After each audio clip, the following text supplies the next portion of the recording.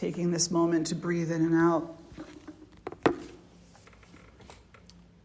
to establish your presence, your awareness, and your intention.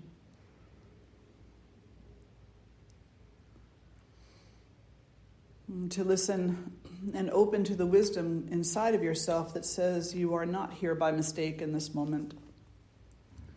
You are not here as the result of some kind of chaos. You are here with purpose in this and every moment.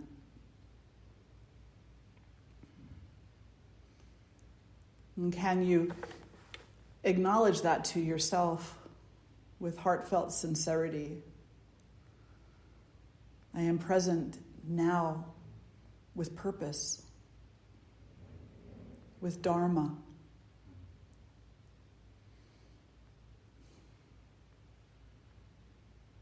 Nothing is without that.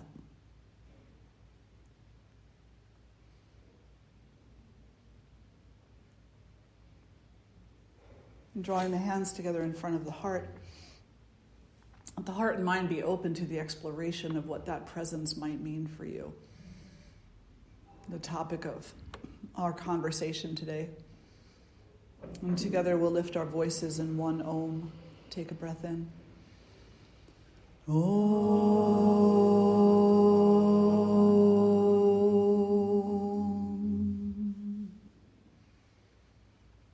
And then softly releasing the hands and fluttering the eyes open. And just contemplating presence. You know, what is presence? What is it to be here and to be here now?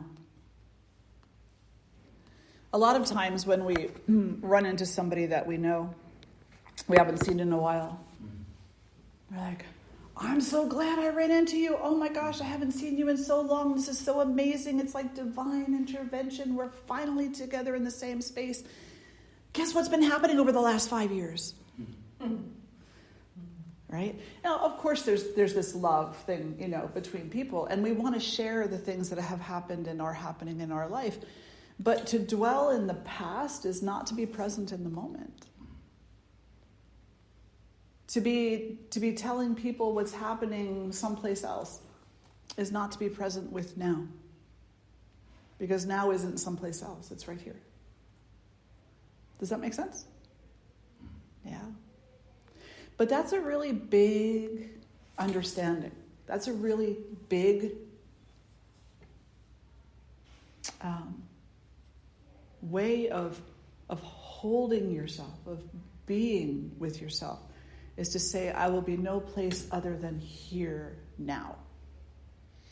And really, for the human being who has so many obstacles to our wellness and our knowledge of our wellness and our knowledge of our wholeness, it can sometimes seem pretty impossible and burdensome and overwhelming to say, right here, right now, only right here, right now, anything else that I think is happening isn't really happening.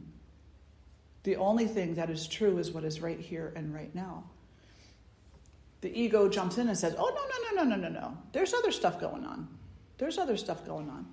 But the point is not that there aren't other people in the world having experiences, some of which are wonderful and some of which are horrible. That's not the point. The point is that's not where you are. You're here. So you don't really know what's going on there. You don't really know. This is not to say that we shouldn't spend some time in heartfelt communion praying for the alleviation of the suffering of others and working toward that alleviation, because prayer doesn't really mean anything without action, right? Prayer is an empty vessel if it does not have appropriate action attached to it. But we don't do the work. We don't commit ourselves to the prayer or to the work thinking that we already know it all. We understand that there's a space, a distance between what's happening right here, what's present to me right here, and what is outside my purview. And so I pray for the release of the suffering of all beings. Pray for the abundance of joy, happiness, peace, health, and healing for all beings. For all beings. I don't have to be invested in the minute details in order to pray for that. I don't have to come off as judgmental. I don't have to come off as knowing the entire story. I don't have to repeat the story over and over again. I can just come to the understanding that all human beings suffer. All human beings cause suffering. May we stop suffering, and may we stop causing the suffering. And then commit the intention and the prayer to right action. So there's a difference between acknowledging that there are issues in the world and just telling that story over and over and over again until that becomes the only thing that we talk about. Because when we're talking about things that are going on elsewhere, then we're not here now. Of course, sometimes we have to talk things through. So please don't misunderstand what I'm saying. But we need to know that there is a difference. There is absolutely a difference. There's a difference between saying, I don't seem to be able, I don't have the skill to let go of this particular thought, this particular story that I keep talking to myself about alone. I need support. I need somehow to acquire the tools to release that chatter in the mind versus thinking that the chatter is all there is. Is that clear?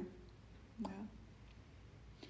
So it can seem like a really big and overwhelming task to come into the present moment. And it's very sad, but in today's world, we have minimized the present moment to a slogan on a t-shirt rather than doing the work of actual presence and awareness. And many students are afraid of it. They're afraid of the concept of presence. Say, well, I don't want to detach from things. I don't want to detach from my passion. I don't want to detach from people. I don't want to detach. I'm like, you're not detaching from people. You're detaching from the story that you tell yourself about those people.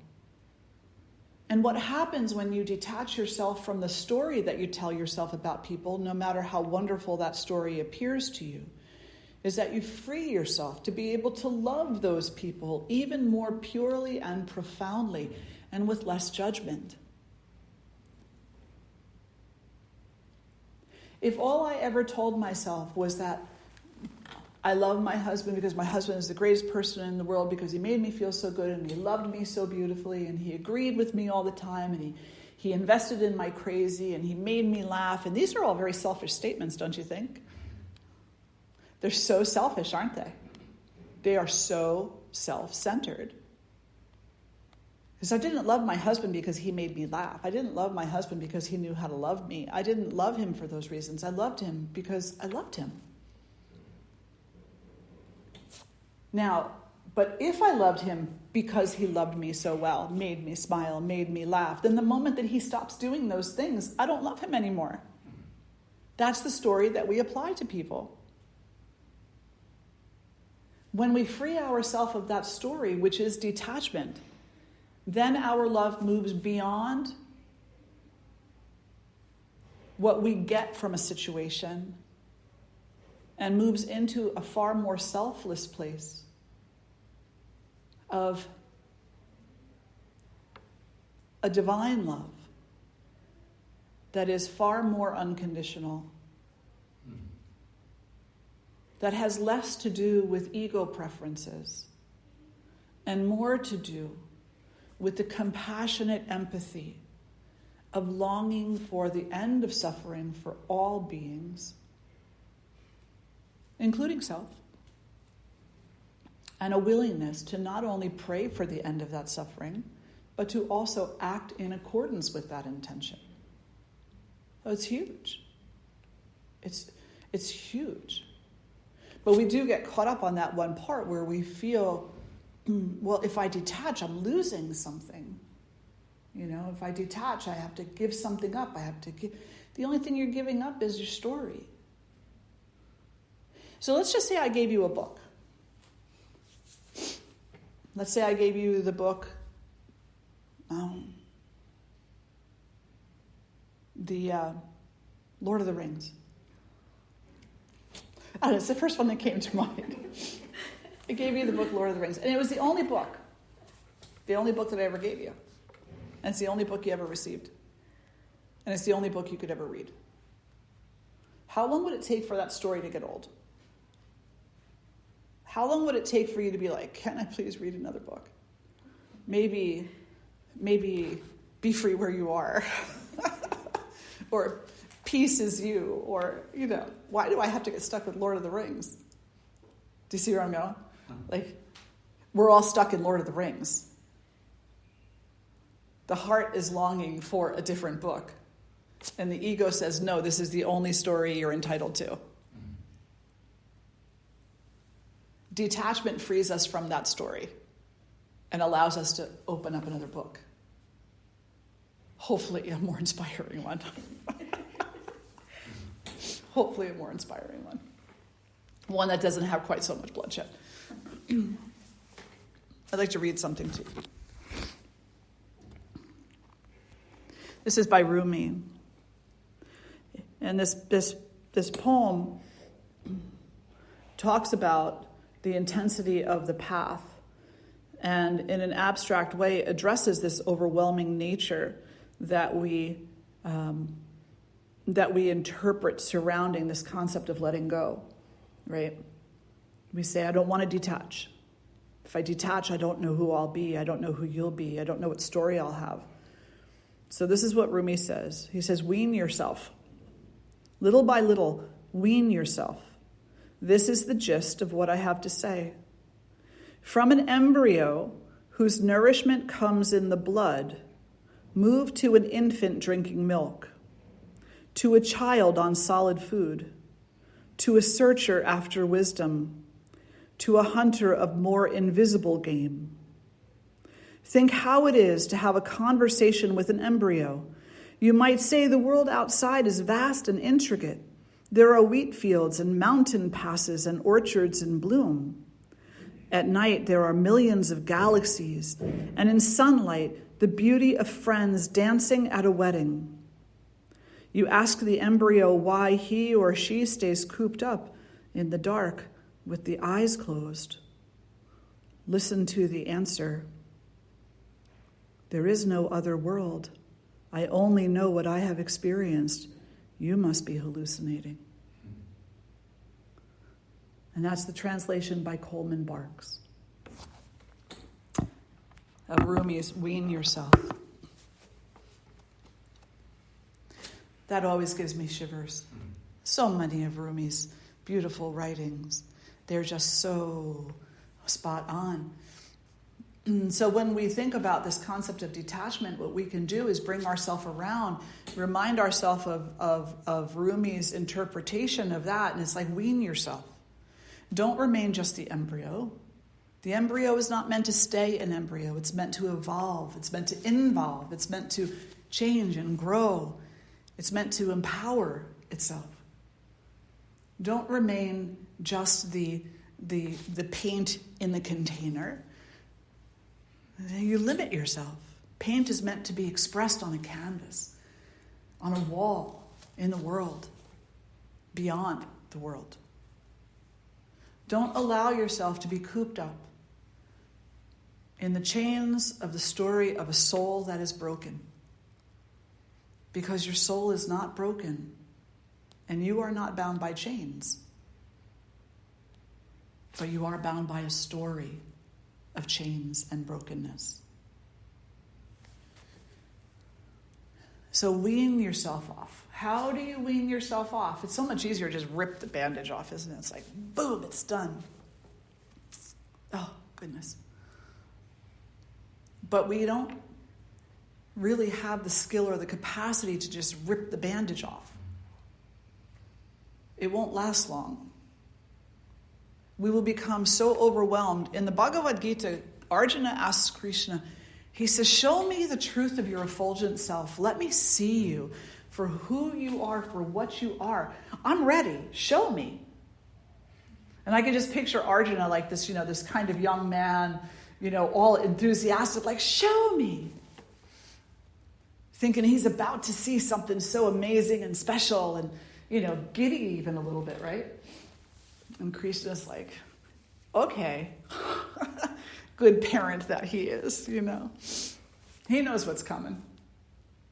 So he does. He opens his whole self into the truth, and he shows Arjuna the truth of himself, the brilliance, the radiance, the effulgence, the light, the magnanimity, the eternality of him.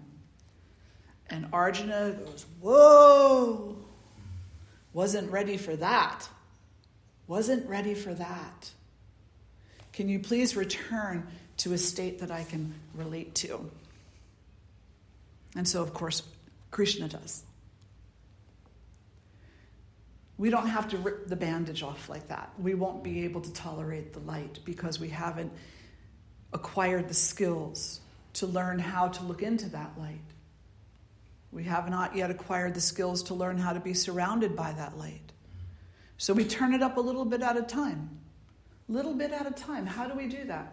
Well, I remember one time I was walking through the ashram with Swamiji. This was in India. I was walking through the ashram with Swamiji. There were a lot of people there, a lot of people. And this little child, I don't know, she might have been like 4 or 6 years old. She came running up to Swamiji with like what could be perceived as a dandelion, but a little bit of a different flower in India. And handed it to Swamiji. And he looked at it and he said, "This is so beautiful. Why did you not leave her alone?" And the little girl said, "I wanted to give her to you."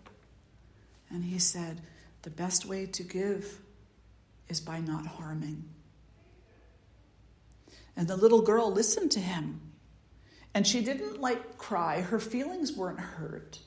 She listened to him intensely. Her eyes were so big. She had those big, beautiful brown eyes that were just bigger than the universe. She looked at him and he said, "You love by not harming. You live by not harming. Next time you come, take me by the hand and you show me where she is in her place. You don't force her to come to yours." I swear, there was never a moment in Swamiji's presence where I wasn't learning, whether it was the way he ate his breakfast or the way he talked to children or the way he talked to adults or the way he talked to adults like they were children or any of it. He talked to the children like they were adults. Yeah, exactly. There was nothing that he could say or do that wasn't an immense lesson. And what was it a lesson in? It was a lesson in weaning yourself off of the story. Weaning yourself off of the smallness that you have chained yourself to. And now this little girl, she goes with the understanding that I don't have to pick the flower to love the flower. I don't have to kill it to love it. I can actually allow it to be what it is. And if I want someone else to see it, I can take them by the hand and say, "Can I show you something?" So as you move through your day, ask yourself, how many flowers are you picking? And when you find that you're about to pluck one, symbolically speaking, maybe springtime, maybe not, stop and say, do I really need to pluck this flower? Do I really need to pick this flower? Do I really need to have the cut roses from the bush? Or is it enough to just appreciate the roses in their natural environment?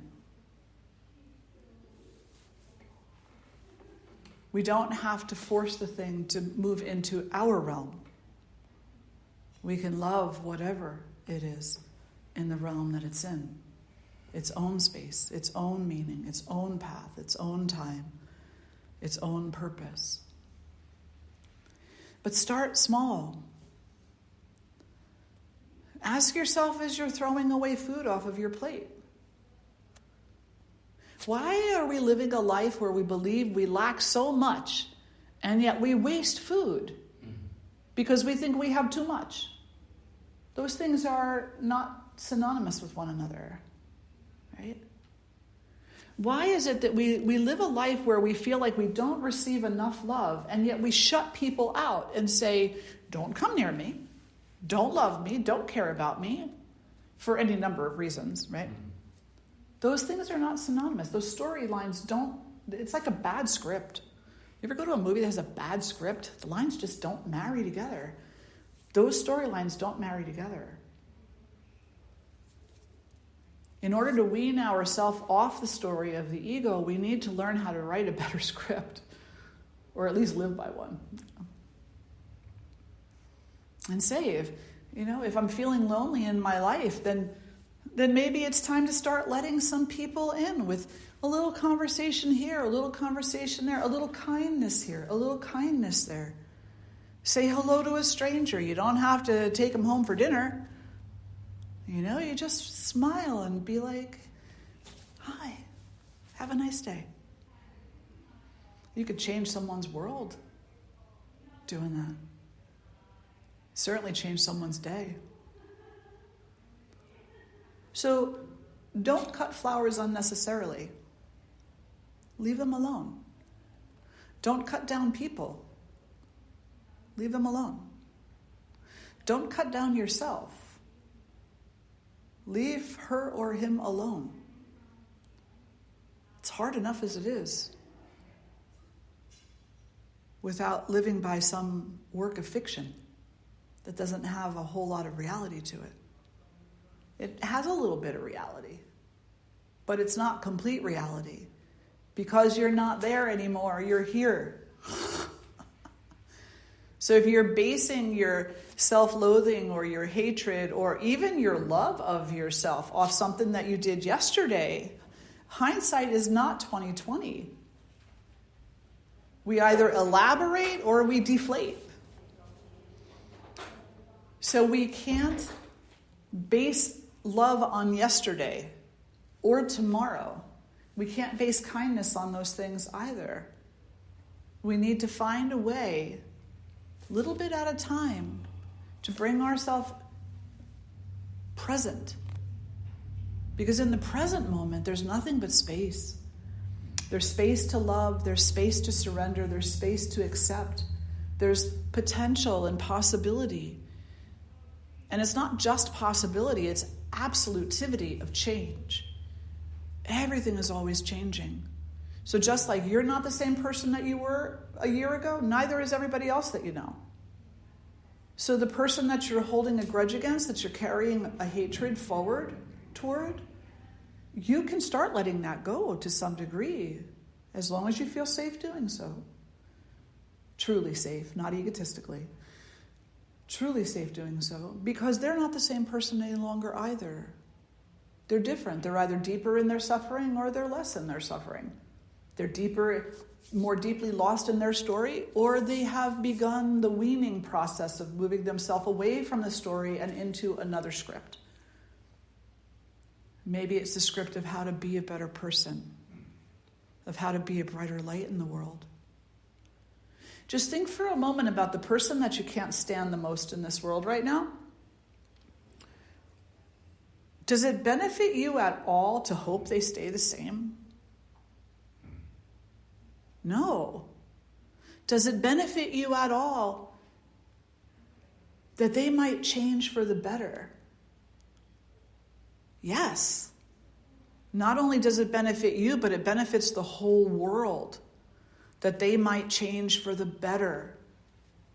So don't keep them locked up in your storyline. Let them go. Detach yourself from that. Give them the space they need to go through what they have to go through in order to change for the better. And by doing so, you're giving yourself that very same space, because you truly are a lesser version of yourself when you are holding someone else captive to your story. Want me to repeat that? I saw the face go, what? You truly are a lesser version of yourself when you are holding someone else captive to your story.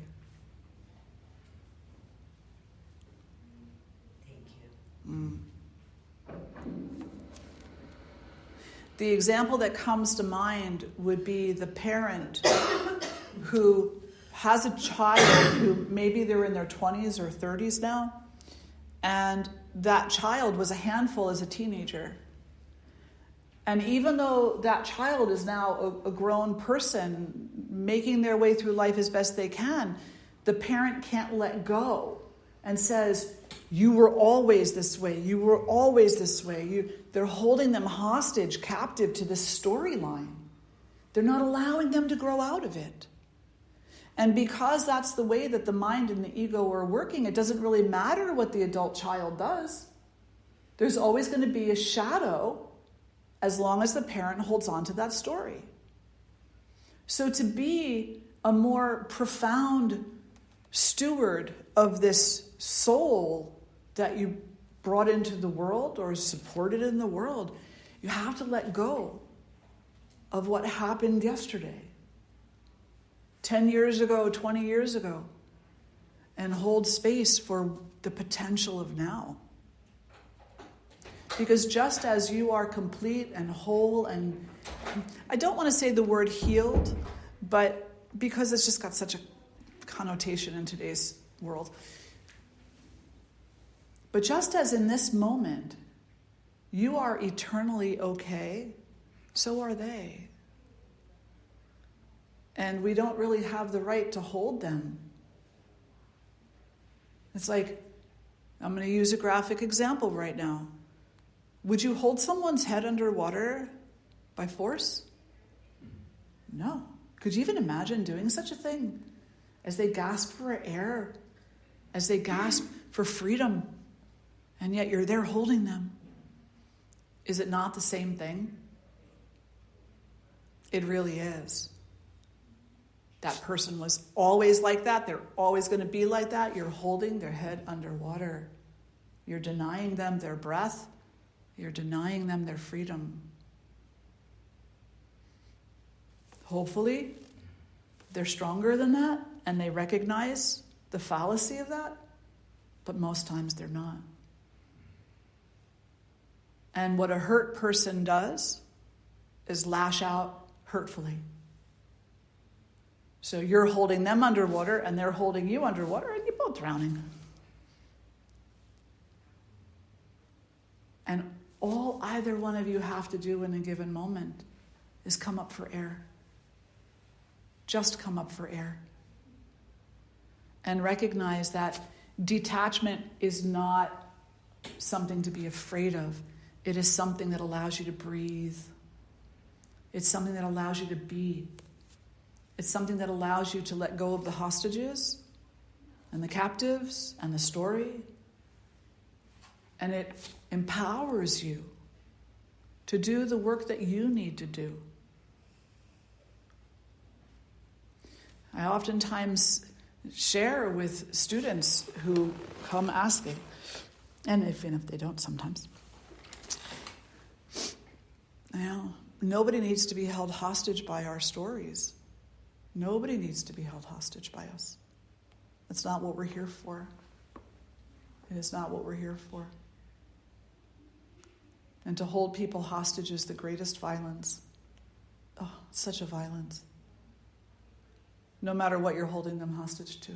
Suffering is suffering is suffering. Across the board. You weren't put here for that. You weren't put here to commit violence. You weren't put here to hold people hostage. You're not in this life for that purpose. You're in this life for the purpose of freedom. You are in this life for the purpose of the alleviation of suffering.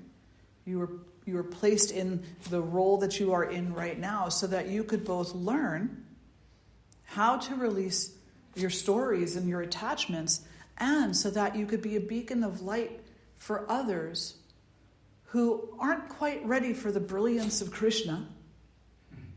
Maybe they could see the brilliance of you. Someone they can relate to. And they can say, well, if Kathy can do that, if she can let go a little bit, maybe I could too. Maybe I could just ask her how she did it. Maybe she has a word or two of wisdom for me.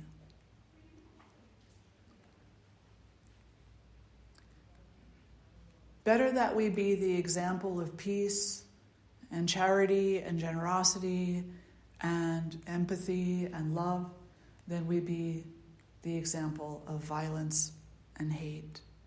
And for as obvious as that sounds, it requires that we step back a little bit and not just point out where other people are behaving that way, but look within ourselves and say, in what way am I behaving that way? And how can I start weaning myself off of that addictive behavior? How can I start weaning myself off of the name calling, the judgment, the clinging, the jealousy, the envy, the lust, the whatever it happens to be, the hate? How can I start weaning myself off that? Well, maybe the next time I'm walking through a field of flowers, I won't pick the flower. Maybe the next time I see a bug inside, I won't step on it. Maybe the next time that I see a person who is dressed in a different fashion than I would dress, I won't judge them for it and mock them. Maybe next time I see someone praying, I'll be so grateful that they're praying and not committing violence. Maybe I'll call that to the front of my mind and remind myself that person is praying. May their prayers be accompanied by action, and may we all learn from their example. One small thing at a time. In every second that you find yourself in, every minute that you find yourself in, weaning yourself away from the story of the ego and into a much different experience of yourself, a much different experience of life and of being. And because we live on this linear timeline, because we start at birth and we think we end at death, because we're on this linear timeline, that's the starting place. The starting place is the concept of linear time. So we go second by second, minute by minute, hour by hour, da-da-da-da-da-da. But eventually what happens is when we begin to see that linear time is not what we think it is, that it's actually not real at all. Tell Rich I said that. Then what we end up finding is that detachment is what allows us to be in the moment, which is not defined by a beginning or an end, because the moment is eternity itself. So we can let go of the stories and the violence and those things that we've chained ourselves and others to. We can let go of them easily. Because the only place that okayness, like true completeness, fullness, ananda, bliss, exists is in eternity. It doesn't exist in the human-made world. There's just too many stories that negate it. Does that make sense? Yeah. Do a time check. Questions, reflections at this point? I know that's a lot, but I was so inspired by that poem. I was like, oh, I love this poem. So many writings by Rumi that I find to be so powerful if we just read them, and then absorb them. And then it's not enough to read and kind of absorb it so that we memorize it, but then abide by it. So listen again. His words, so wise. Little by little, wean yourself. This is the gist of what I have to say. From an embryo whose nourishment comes in the blood, move to an infant drinking milk, to a child on solid food, to a searcher after wisdom, to a hunter of more invisible game. And he's not talking about a hunter with a gun. He's talking about the soul seeker who longs to know the truth of unity. The invisible game is divinity. Think how it is to have a conversation with an embryo. You might say, the world outside is vast and intricate. There are wheat fields and mountain passes and orchards in bloom. At night there are millions of galaxies, and in sunlight the beauty of friends dancing at a wedding. You ask the embryo why he or she stays cooped up in the dark with their eyes closed. Listen to the answer. There is no other world than what I know. I only know what I've experienced. You must be hallucinating. Are you hallucinating?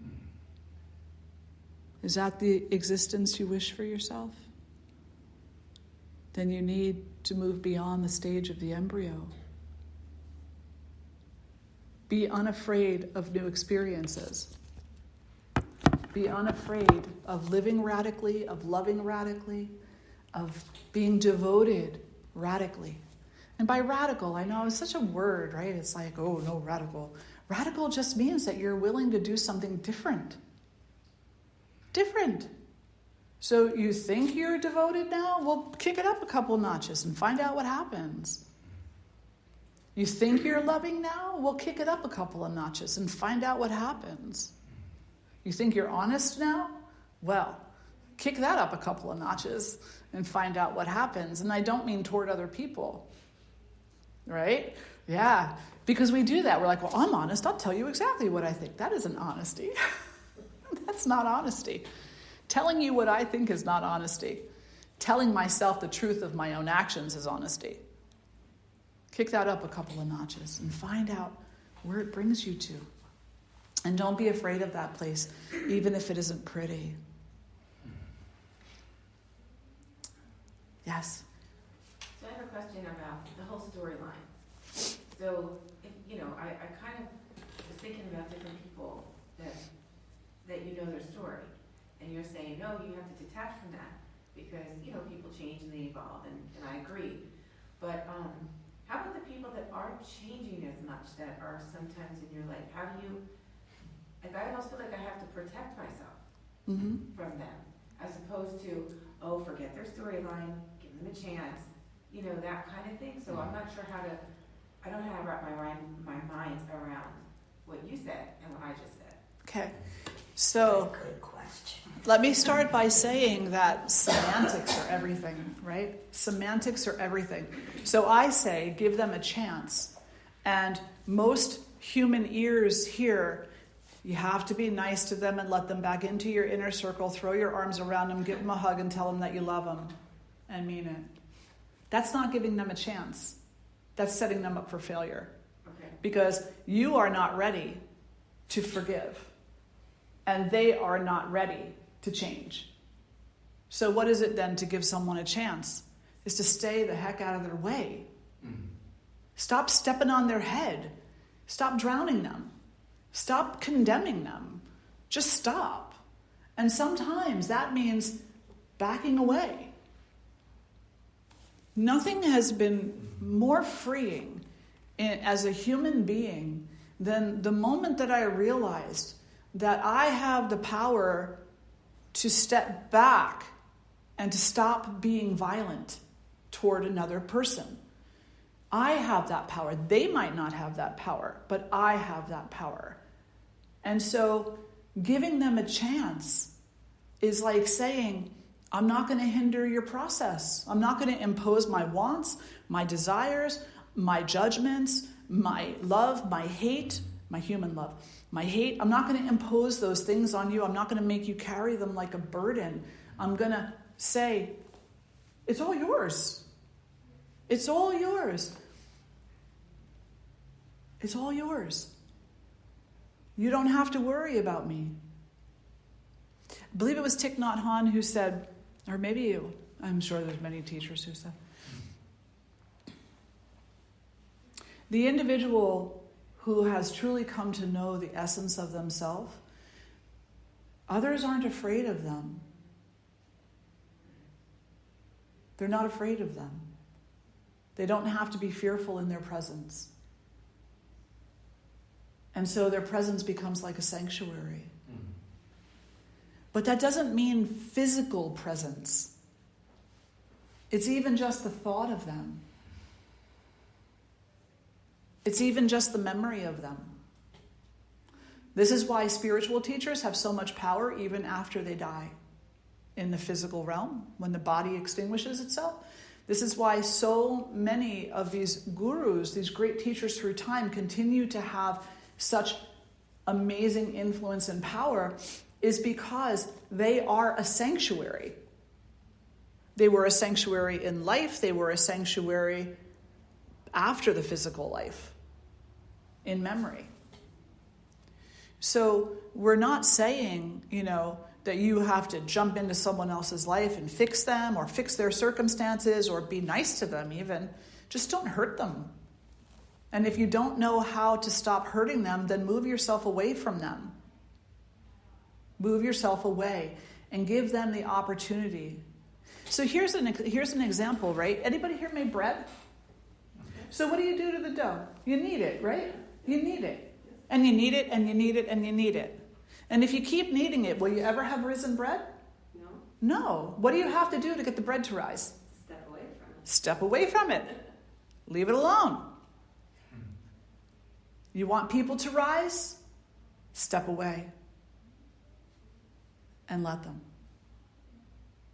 Does that make sense? It does. As long as you're... It has to be in your life, though. Not someone you couldn't step away from. You can step away. You can. And again, semantics. Do I mean step away physically? No. It may be, but it doesn't have to be. It can be step away from the opinion, step away from the attitude, step away from the telling of the story. Be like, oh, there's that story again. I can feel myself getting aggravated. I'm going to switch gears and go to something else.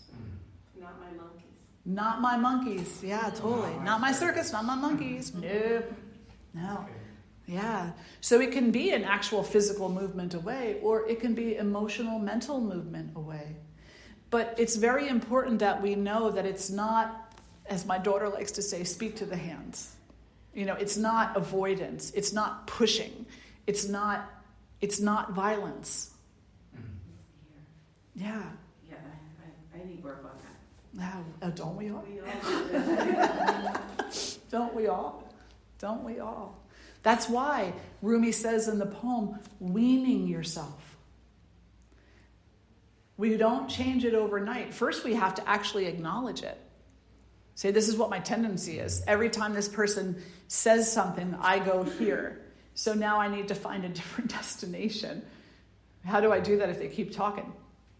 Well, you got to stop listening. Go ahead, Thomas. Yeah, I just think we've all had those relationships, right? And that, for me, the healing came when I was really honest with myself about what I was getting out of that. Mm-hmm. There was a part of me that wanted to have that interaction, and that was the hardest thing to do, is to take a naked look at what part of me was getting a secondary gain or getting some kind of a payoff from the drama. Yeah.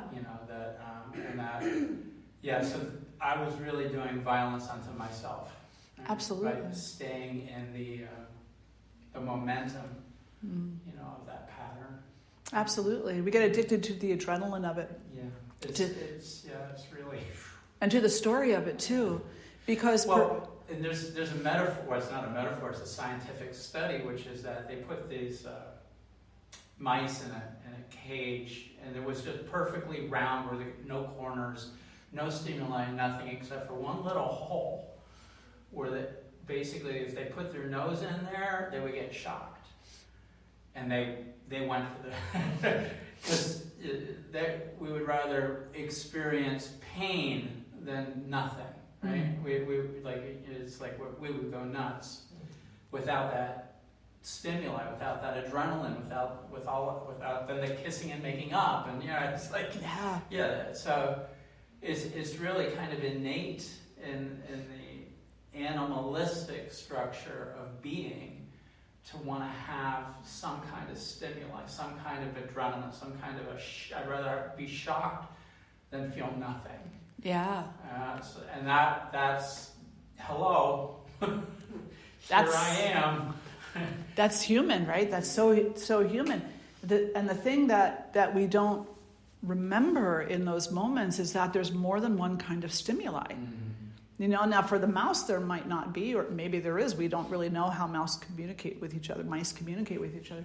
But for humans, we do know that there's multiple types. There's levels and layers, And so our choice to stay with that which shocks us, with that which causes violence to arise within us, is really a great ignorance and limitation upon ourselves. But it is totally natural. It is, absolutely. It's like, I'm sure everybody's heard, they say, children feed on negative attention, right? So you give them negative attention, they're going to get accustomed to that, and they're going to feed on it, and they're going to look for more negative attention because at least it's attention. It's the same thing that Tomas is saying. But now we need to retrain our minds to say, the negative attention isn't really working. Now let's work on positive attention. How do we do positive attention? And not attention that originates from outside of ourselves, but positivity that originates inside of ourselves. So that we wean ourselves off of the need for the approval of other people. This is such a circus. It really is this being human thing, right? It's such a chaotic circus. It's like we're constantly running after the latest and greatest prize in different parts of the circus. We're shooting the little guns at the little dingy bells, right? We got the little claws going down trying to get the stuffed animals. We're screaming because the cotton candy guy closed early. We're always chasing. That's stimuli too. It perpetuates the idea that we will never get what we want unless we run faster, grab harder, push people out of our way. And this is how hyper-competition and toxicity arise in society, is because we're self-perpetuating as well as societally perpetuating these belief systems. You got to go get what you want. You got to push for it. You got to force it. You got to make it happen. And it's like, there's already so much happening. What if we just kind of step back from that and just allowed people to love us? Allowed ourselves to love people? What if we just kind of stepped back from that and said, in this relationship, maybe I have expectations. I have the expectation to be safe. I have the expectation to be who I am. I have the expectation to be able to explore what that even means. And I am going to have the expectation that I give you the same. Maybe those expectations are okay. Just like Swami Shraddhananda said, one goal is okay, the goal of peace. That's okay. So one expectation to do the work of peace is also okay. But all other expectations, wean yourself off of them. There's a much sweeter candy out there waiting for you, truly. Yeah. Well, I really appreciate the metaphor with the embryo and the blood and the infant and the milk and the solid food. And the beauty of that metaphor is that none of them were wrong. They were all perfect for the time, right? That put the embryo out of the womb and, well, good luck with that. Mm-hmm. Take the infant and ask it to go hunt.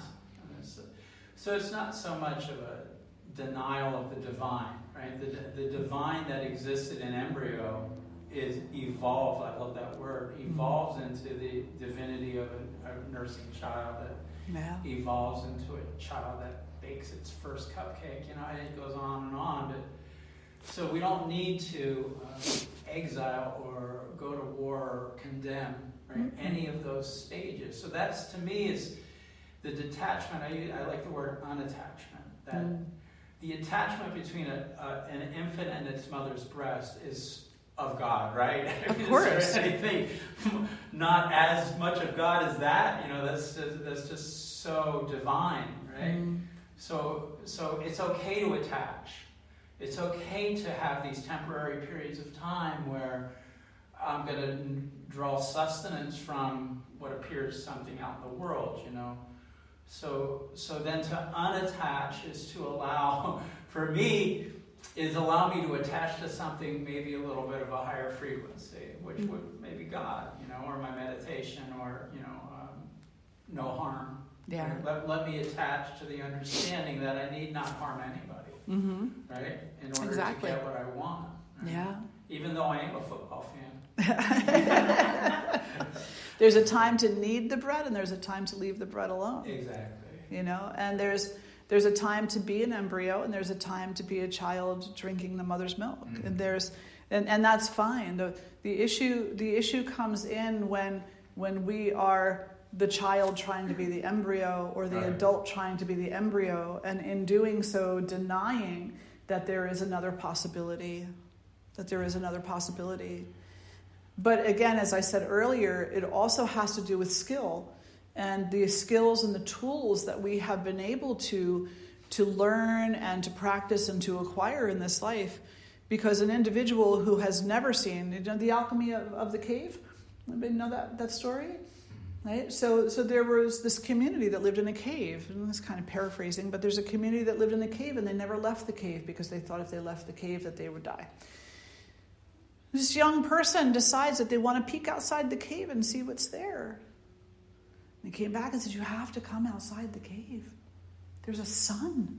He didn't know what it was called, but there's a thing, bright thing in the sky, and there's this and that. And they killed him.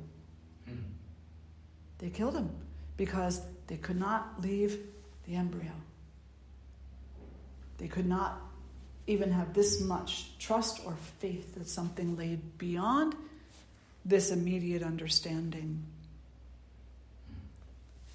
We don't want to be that in this life. We don't want to recklessly move forward and just kind of shed everything overnight. That's why we say wean yourself off. We don't want to replace reckless with reckless or violence with recklessness.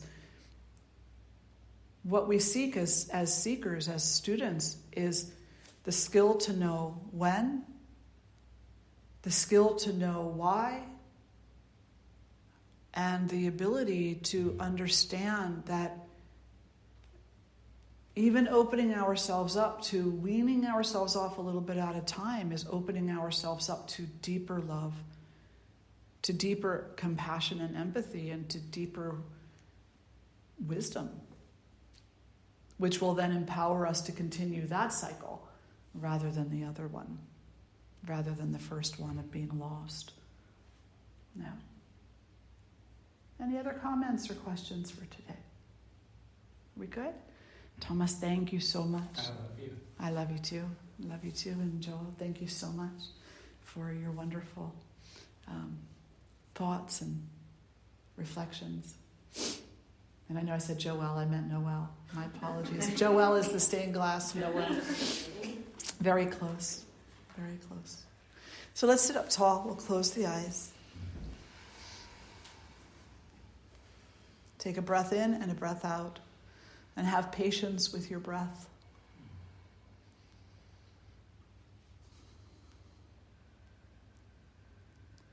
And taking another breath and having patience with life.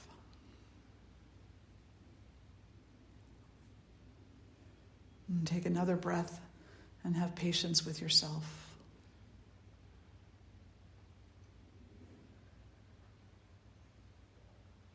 Drawing the hands together in faith.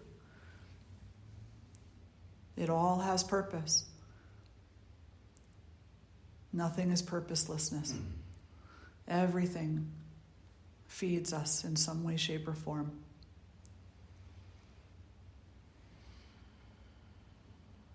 And then together we'll lift our voices in one Om. Take a breath in. Om.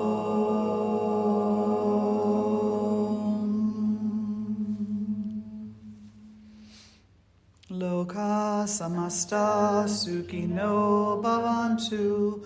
Loka samasta sukhino bhavantu. Loka samasta sukhino bhavantu. Om Shanti Shanti Shanti. Hari Om Shri Guru Bhyo Namaha. Hari Om. So grateful for each and every one of you being here today. Thank you so much. Hari Om, Jai Mata Di, Namaste. Be well. Enjoy your brunch.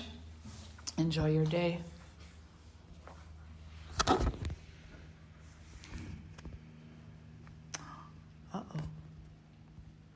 There it goes.